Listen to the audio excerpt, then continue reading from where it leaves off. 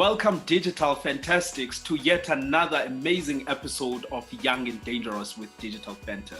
I have a very special brother on set with me, an amazing gentleman by the name of Bruce Pitso. You know, when I say we have a technological mastermind, trust you me, I'm not gassing anybody up because that's what it's about. I'd like you, Mr. Bruce, to please be welcomed on Digital Fanta, Young and Dangerous. Just tell us more about yourself, your background. Who is Bruce Pitso? Lee, thanks for the opportunity, man. It's actually quite interesting that we're having this type of conversation virtually like this. And I'll make a note of it later on because about 4 years ago, I had an interview and I was asked about where do I see the future and how do I see technology influencing the future in the Margin magazine. And I pulled it up a couple of months ago when this COVID thing started, and I shared it with a couple of friends. Essentially what I was saying was, we have to imagine a world where we all work remotely, you know, Nice. where all these big companies that are building these skyscrapers and the architects will have to reconsider saying, well, we're building these for office space, but in 20, 30, 40 years time, these would have to be used for residential purposes. It was incredible to think that, talking about the advancements of technology to now a pandemic having to force us to change the way we live. And that's why sometimes I get shocked when government says, yeah, we're being innovative, we're having video conferencing calls. I'm thinking, yeah, but we've been doing it. But not to digress, I'm just a guy from Alex. I must say, I'm not going to say privileged, but I was fortunate to grow up the way I grew up. I mean, I grew up during the midst of the political violence, between the ANC and the IP in an area now which is called Beirut. I was fortunate because I had a very, very loving grandmother. Yeah. My grandmother was a full-on hustler. Bless her soul. Yeah, I mean, she's been employed before, and then she got to a stage where she did her own hustle. She sold clothes. And I remember these images so vividly where we'd catch a taxi to town, where she go stock up, on anything from dresses to skirts to pantyhose to underwear. And even did fat cakes, Magwenya. Yeah. And with that, she was able to help me get an education. I went to good schools, and I connected, and I got access to networks and resources from the people I went to school with. Now, I want to know how that exposure and those ideas shaped your future outlook, because I'm trying to understand, how did you end up being the person that you are right now, doing big things, augmented reality, virtual wearables, and that's something you wouldn't expect, especially back then, from someone who comes from the hood. So interesting enough, I mean, I was never a tech person, but and unlike other kids, I didn't have this dream of becoming a teacher, or all I know is that I just wanted to be happy. And I still say that today. Oh, wow. I still say that today. I say, I'm not into big cars and all I want to do is I want to have a comfortable life and ensure that I'm able to go and create experiences with my family and friends. And entrepreneurship was never in my mind. And I didn't even know what the word entrepreneurship was. Which is pretty interesting. I mean, and when you, and by saying that, as you grow up, you actually realize how our education system needs to be dismantled. Absolutely. Right? It's been like that for 100 years more. Yeah, I think we focus too much on things that are completely irrelevant in our education system. For instance, we need to be making computer literacy, as a subject in the curriculum from the word go. Absolutely. We need to make financial literacy as a curriculum from the word go in standard 1 or sub A. Yeah. Because what we need to do is, by the time we're done with school, kids need to understand debt. Yeah. They need to understand capital. They need to understand tax. They need to understand property. Tell me about your first tech gig. When you stumbled into that job and you fell in love with technology and you knew, man, this is what I'm going to do for the rest of my life. Where was that? Tell us about your professional background? I started off, interestingly enough, where when I finished school, my marks didn't warrant me going to varsity. But I also know for a fact, and to be honest and transparent, that I didn't want to go to varsity. You know, and I'll tell you why. Was because someone said to me, says, you have an issue with establishment. And I disagree. I just question things, right? And the whole idea for me was, so I'm going to go to varsity, I'm going to study, and at the end of the day, I'm going to put all these hours in, and it's going to take 1, 2, or 3 people to determine, you know, the outcome. You know, and by saying determine the outcome, people marking my papers. So my first job into the tech space was working at Telkom. Yeah. Right. So I was this youngster that come out of matric, you know, I had to learn the basics. So I started off there, and all I was doing was I was pulling cable, right? And I was like, so this is what the telephony and telecommunications system is. It's a whole lot of cables that are black and white, blue and white, red and white. So I then got into a stage where someone would say, hey, from this pole to this pole, here's this number, run this cable from this pole and this port to the other port, and test if it's got power. What a lot of people don't understand is telecommunications is all about power. It's an electrical power surge that goes through this copper cable. And I experienced all of that. And I remember when, I think it was Bill Clinton, when he came to South Africa, we had to do the infrastructure there to say, so that global television systems could be able to be globally. Yeah. I was like, geez, I'm part of a historic moment where I was able to run these cables in there. So I became a specialist in that. They moved me around. So where there were exchanges that were all over the place and were messy, they were like, hey, Bruce, go to Calvin and sort it out. That became what I specialized in. And from there onwards, I was like, this is quite cool. But what was even better was I worked with these veterans that started working at Telcoms. So when I was born, these guys were already working at Telkom. Yeah. You know, and they were still working there where I finished matric, and I was still working, and I'm working with them. So and that wealth of knowledge, geez, man, it must have been crazy. I've got into the tech space, and I was like, whoa, this is awesome. What then happened was my gran had networks, and she was working with people. She connected me with one of the individuals that were pretty senior at Incredible Connection. Yeah. So I got into Incredible Connection as part of the buying team. Keep in mind, I didn't even know how to use email. One of my daughters is 11. She's had an email address for 2 years, right? Jeez. I had to wait to finish school to be able to know how to open up an email. So that just shows you the chasm, right? So it was this whole experience. It was like, oh, okay, Bruce Pitso at incredible.co.za. And wow, that was such a mind-blowing thing. And I was like, I love this. Yeah. And once again, that's when you realize, you know, when you absorb and you learn from your environment. I then learned from all these people, an incredible connection, that some people were brilliant in negotiating. You know, you had these individuals that had to negotiate with big companies like HP, you know, like McAfee, Symantec. And I was like, this is incredible. And that's when I appreciated urgency, you know, because it was all about time. Yeah. I appreciate knowledge. You know, for example, for someone that used to buy cameras, that person knew all the different models of the cameras. Yeah. That started driving my passion. But the game changed completely when now someone says, hey, do you want to go work for Microsoft? I was like, yeah, why not? You know? So, and that's when you realized about having to start from the bottom going up. Because I had to then learn how to sell over the phone. Fortunately, Microsoft took us in sales lessons to do sales 101. And one of the most incredible things that can bring out that session was how to ask open-ended questions. Right?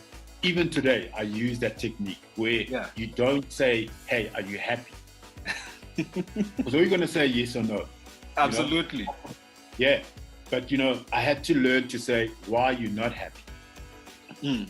Powerful. Or what makes you happy. Yeah. That forces you to think. And the minute you start thinking, you open up unknowingly. Now, understand that I'm trying to sell Lee, who's based in PE, a piece of software that they're never ever going to see, right? And I need to complete that transaction of $5,000 over the phone.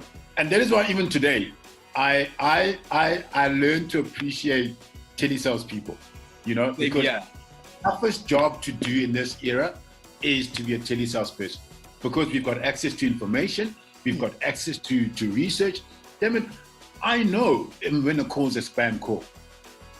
Do you understand? So back in the day, I didn't have to phone cell phones.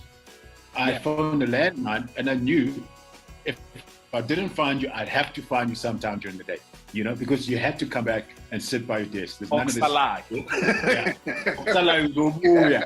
of this thing, on the phone type of thing.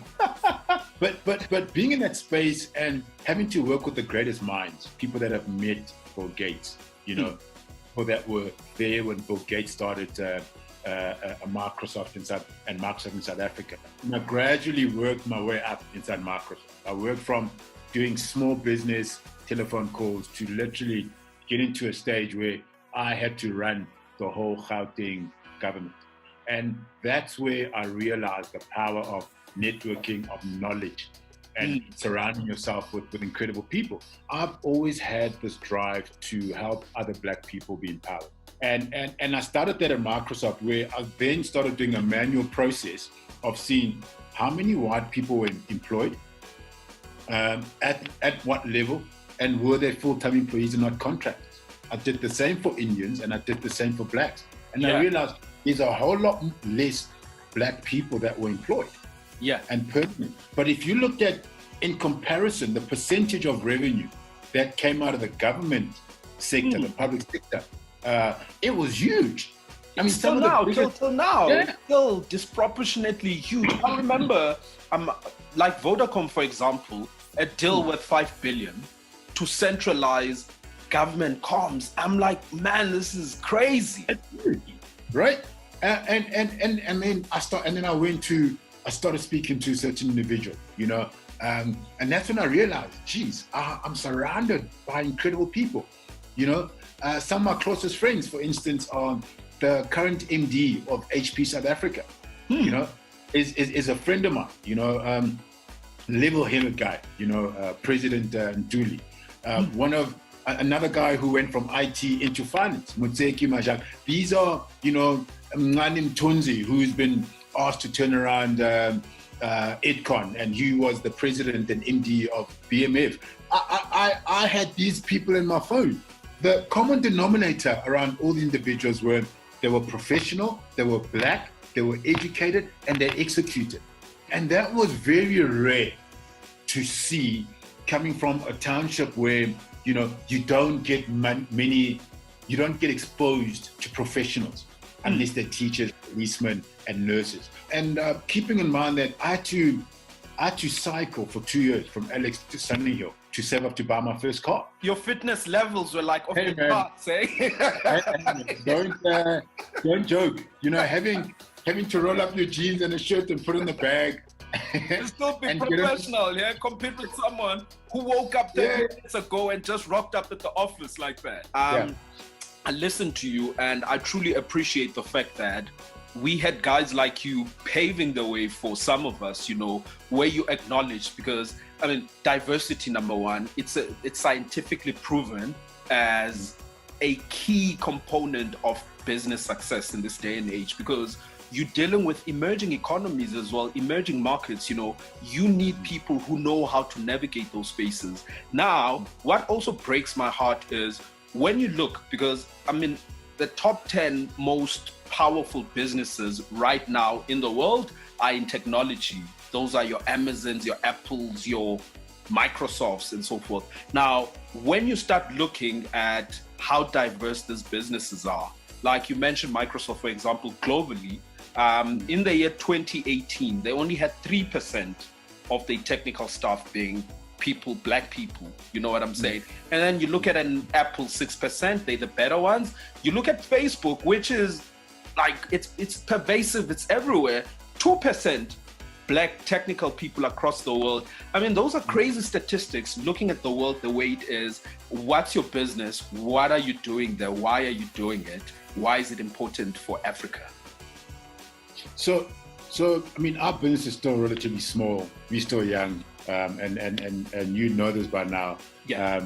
We're a year old in a couple of weeks' time, which is August.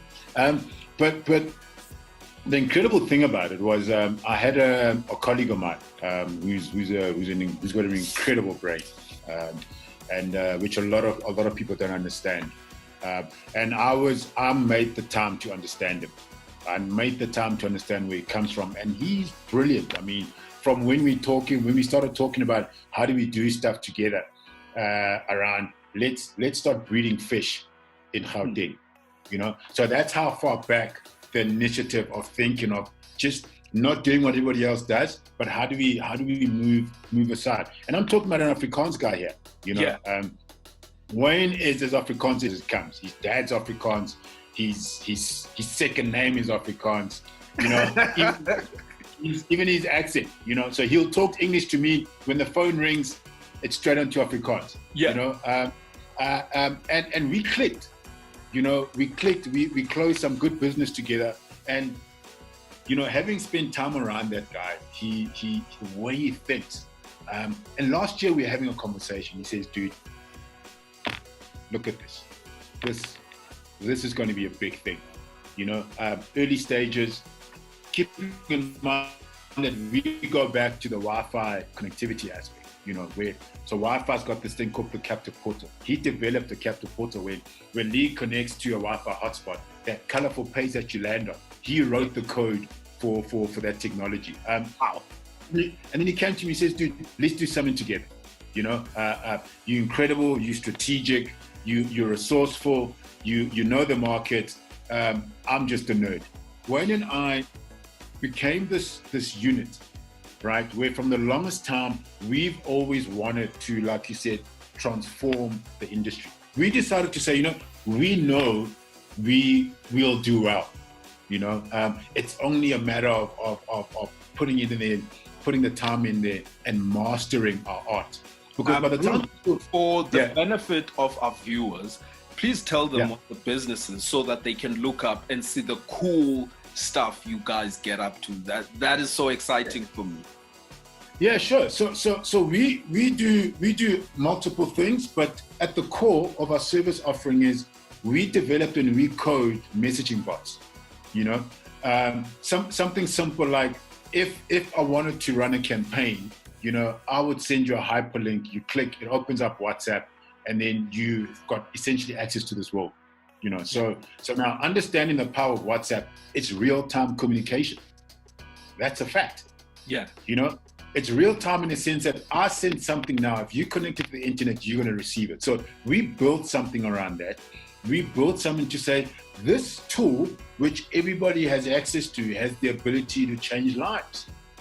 Yeah. You know, lives from everyday living, lives from educating, lives from a business perspective, even lives from doing marketing and research. So we developed messaging bots. And now the beautiful thing around that is you've got it on your device, but it doesn't cost you money, right?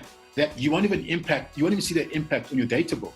And that was a game changer with regards to why we want to get into this field, is the ability to know that people without data can still be able to interact and get access to information. You know, so we did a couple of those. We did something around engineering.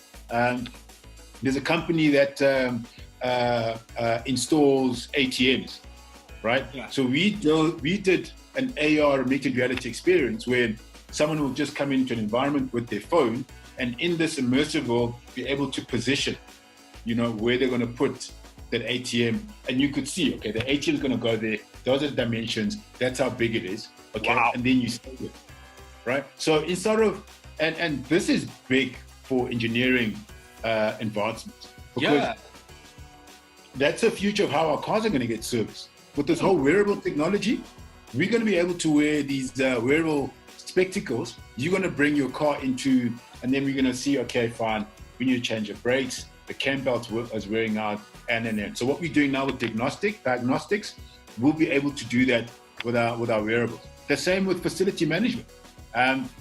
In saying that, we've partnered up right now. We've been approved by a global vendor to start co-developing some stuff onto their wearable tech.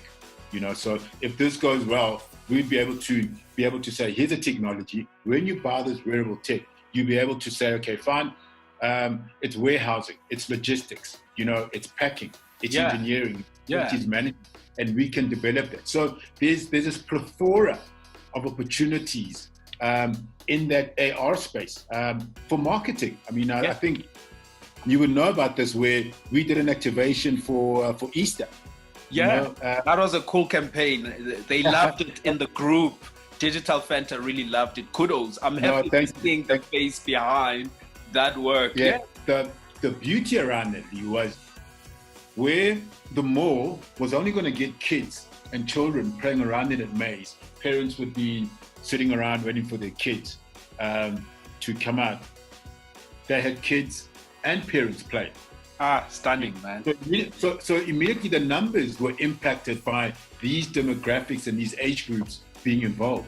And then they sat back and they said, "Oh, okay, that's interesting." And then instead of spending millions and millions of rands having to put that maze, having to organize, and this was done in a couple of hours over a 2-week period. Like I was saying before earlier, you look at a place like Africa, because I know part of a big focus of your business is connectivity, Wi-Fi, and getting people connected. I think there's 2 types of African people. You have those guys who are like, hey, we've got the minerals, we should be rich, and then you've got guys like you are saying, wait a minute, okay, cool. How can we innovate in this space and deliver impact for brands? Because at the end of the day, you look at us, we're like the youngest continent from a demographic perspective. There's an explosion of urban life. I've seen stats as well around where spend is going to go, because this is what the community is going to be most interested in. What does entertainment and media look like? What does the internet look like? And this is where we are going to see growth. So it's very vital to position ourselves for those realities. And like you were saying, the upside is your overhead then becomes so low, because you don't have to bring in props and wait for a guy who's manufactured a mold in China and the 6 weeks shipping. You know what I'm saying? It's purely in the mind. And this is what I love so much about what you do. So as you were able to peg about 4 years ago, this is the future of work, in terms of interactive technology, because this is where marketers said they're going to spend as well in customer experience. What does the future look like, and how can we co-create this environment where you're able to deliver that ROI consistently to an advertiser? Lee, one thing I've always advocated is, as Black people specifically, we need to learn to ask questions across the board. And this is not even a political statement. This is purely an identity-based discussion. Because as a Black person, I think one thing we don't do is we don't question identity. Going back to religion, going back to who documented our history, going back to understanding the continent. You mentioned an aspect around minerals. Korea has got little to no minerals. Europe's got little to no minerals. The US has little to no minerals. But they control the narrative as to how the world operates. And all because they all came up with something that they had access to. You look at Samsung, LG, Huawei, and you look at Kia and Hyundai. 20 years ago they were nowhere. Today, those 4 Korean brands at any given time in the top 5 of the most noticed and most profitable brands. And all because of the investment that was made in saying, well, how do we innovate?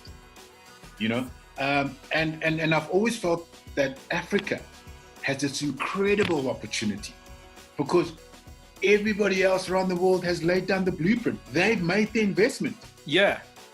China's a perfect example. China was like, okay, America, you invest in the R&D, we'll just innovate. We got over 1 billion people here, and we could sell this thing and then take it out. But going back to that question, so the way we can make a difference is we need to learn to ask questions. And hence I mentioned that education-wise, critical that technology is part of our curriculum at a young age. We have the numbers to solve our own issues. You know, we got land. We got land. We got space. We got the weather. We get more sun on this continent than anybody else, apart from Dubai. Yeah. Why are we not the biggest manufacturers of solar? I'm loving the fact that we're able to have these conversations. And you're right. It starts with asking the right questions, you know. And I think this is what we're interrogating here. The fact that work is being turned upside down. We've seen this with Netflix and Blockbuster. We see what Amazon is doing to retail. Man, there's countless examples. We see what Uber is doing to meter cabs.